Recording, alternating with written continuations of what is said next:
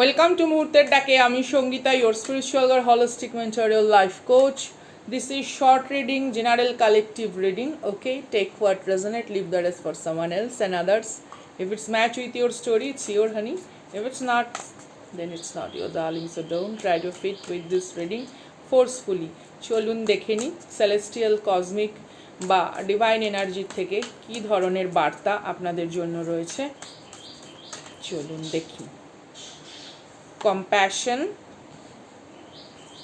abundance, peace and the happiness. দেখুন, compassion এমন একটা feelings, it's very the ultimate feelings. যখন আমরা শুধুমাত্র নিজেদের জীবনে ঘটে যাওয়া ঘটনাগুলিকে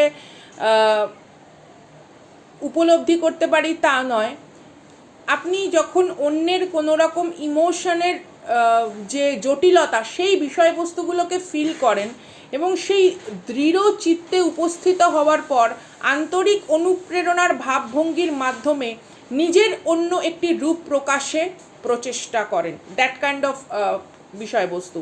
অ্যাবান্ডেন্স এখানে হতে পারে প্রসপ্যারিটি, সেটা mental prosperity, spiritual prosperity, normal materialistic বিষয়বস্তু সমস্ত কিছুর প্রতিই হতে পারে, ঠিক আছে?